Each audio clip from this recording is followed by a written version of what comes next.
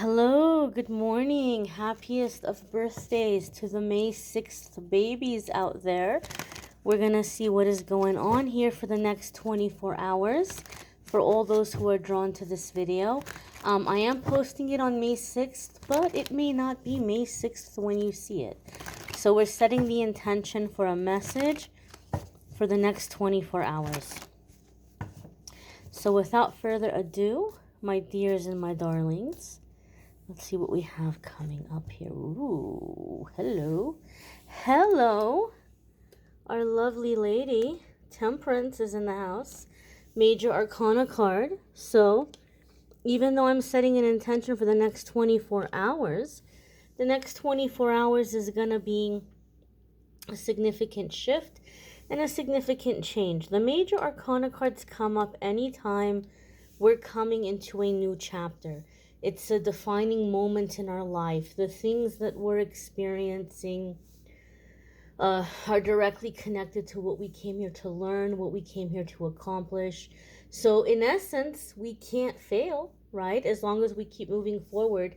These are the types of times and transitions that our angels and guides are really around us and helping us, because they're here to help us through our lessons and our growth and our accomplishments and our life purpose. So when we're at these kinds of crossroads, they are around us. They're helping us. The only way we're going to fail is if we just lay down and give up and, just say, okay, I'm not going to do anything at all. Now, if you are a Sagittarius, you may be really coming into your power right now. Sagittarius, you guys have had very, very powerful messages in your weekly forecasts, and don't feel sad, other signs. We're all going through different shifts at different times. I just think a lot of Sagittarius have had a really rough go for about a decade, as has Capricorn. Scorpio had something similar. Scorpio's finally coming out of it. But if you are a Sagittarius, you may be coming into your authenticity, into your true self, into your power, accepting all of yourself as beautiful and wonderful. The things that you thought were weaknesses, you're realizing are actually strengths when they're applied in a productive way. If you have Sagittarius placements, there can be big shifts or changes happening for you in those areas of your life. The Temperance card, however, for the rest of us who don't have these placements, the Temperance card is a card about being in alignment with divine timing. Like, you're not late for anything, you're on time, you're on track, you're being led, things are happening as they're meant to happen. And the Temperance card is about stepping onto our life path, stepping onto what we came here to do. And oftentimes it can be spirit working or moving through us, right? It brings to my mind the prayer of Saint Francis. And the prayer of Saint Francis says, Lord, make me an instrument of your peace. Where there is hatred, let me sow love. Where there is injury, pardon. Where there is doubt, faith. Where there is despair, hope. Where there is darkness, light. And where there is sadness, joy. O Divine Master, grant that I may not so much seek to be consoled as to console, to be understood as to understand, to be loved as to love. For it is in giving that we receive, it is in pardoning that we are pardoned, and it is in dying that we are born to eternal life. So it's being in the flow of the cycles, it's being in flow of the universal energy, being connected to God, to source, to higher self, to universe, and allowing that energy to flow through us. It's trusting the process, trusting the flow. And what I'm hearing, I heard it 3 times. I heard trust the exchange.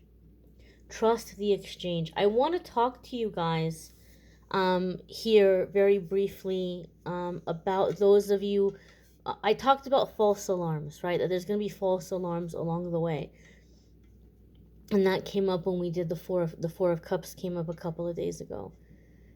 Some of you may feel like, oh my gosh, this is finally it. I've arrived on my path, or things have finally lined up. I've found my place. I've found my home. I've found my, partner or my person or whatever it may be.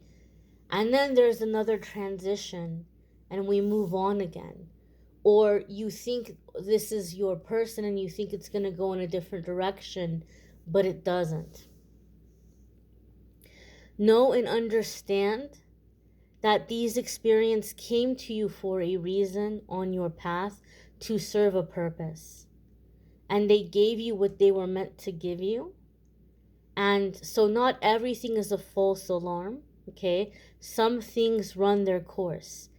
And some of you may feel like you don't want to move forward. You don't want to advance to the next thing because you're like, but I was comfortable with this, or I was happy with this, or I really bonded with this person. This was a really healthy experience for me, and I don't want to, walk away from it. But this is the thing.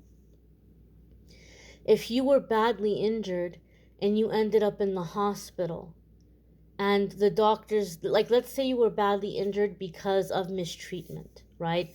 Like somebody was very cruel to you, somebody physically harmed you, maybe even you had to be rescued from the situation. The police broke down the door and pulled you out of there and got you to safety and got you to get medical treatment. We could say even it was like a very traumatic thing. And this can be symbolic, this can be literal. And you're in the hospital and the doctors are so nice to you. Everybody is so nice to you. They're taking care of you. It might make you want to cry because you've never experienced such kindness. You've never experienced such gentleness. And as I'm saying that, a moth is flying around. It's a big juicy one too. So some of you, there's a high priestess element to this. But say the doctors are very kind to you. They're very loving to you. They're very nurturing to you. And you've never experienced this kind of kindness ever before in your life. And then the time comes that you're healed. You might not want to leave because it was like you just have not had this kindness. You've not had this gentleness. But you can't stay in the hospital forever. The hospital is for the sick people. You're not sick anymore. And so sometimes this is why we have these exchanges with people. We receive the medicine we were meant to receive, and then we move on to the next thing. Now, those of you who are on a spiritual path, those of you who are really in that element of doing healing work or spiritual work or intuitive work, use your power wisely. And understand that there are going to be people who are drawn to you. And you may feel a chemistry with them. You may feel an exchange with them. But sometimes this is the chemistry and the energy charge that we feel as healers, when we feel that there's potential for a powerful healing to occur. And a lot of the times we mistake this for like, this is my soulmate, or this is my true love, or this is my twin flame, or this is who I'm supposed to be with. But really, we're meant to exchange a healing. We're meant to exchange a blessing. So meditate on this and pray about this so that you're able to tell the difference in these types of chemistries. It's taken me a while, and I finally understand it. I finally know the difference myself. And you will realize it in time, that there are some people we're meant to touch energetically, but not physically, okay? And so in saying this, use your power wisely, and don't fall into an entanglement. Don't fall into having it be something physical, having it be even something romantic, because sometimes that's not what we're meant to do. And a lot of times people say, oh, I'm sick of the lessons. I just want to have a romantic relationship with somebody where I don't have the lessons. Unfortunately, we can't escape the lessons, but we can choose if we're going to have the lesson romantically or non-romantically. I want you to think about that. I want you to think about what I said. I want you to meditate on that. You can choose. You're going to have a lesson with this person. Are you going to choose to do it in a romantic way?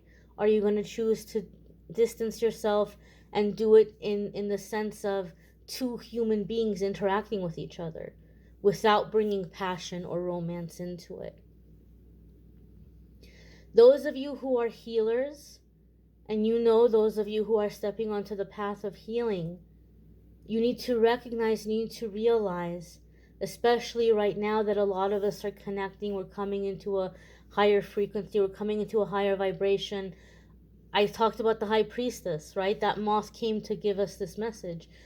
You're going to have a lot of people flocking towards you. A lot of healers are activating right now. And some of it is people that throw dirt at us, and some of it is people that are just chasing after us desperately. Okay?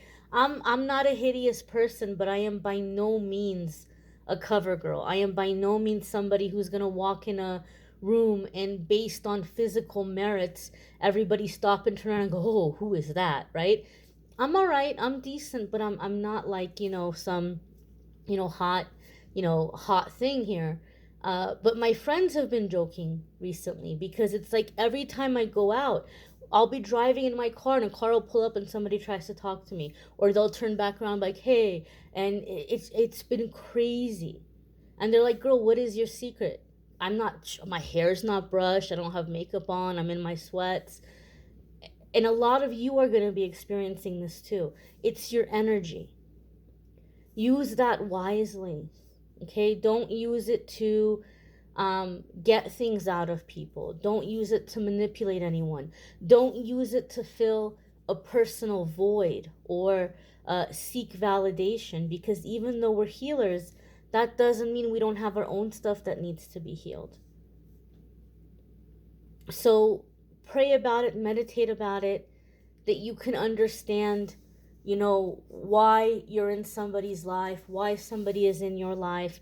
I feel we're coming into a time, a lot of us, that we're in somebody's life for a season and they're in life for a season. And I know people get frustrated. They go, "What about me?" Right? I'm always a blessing to somebody else. What about me?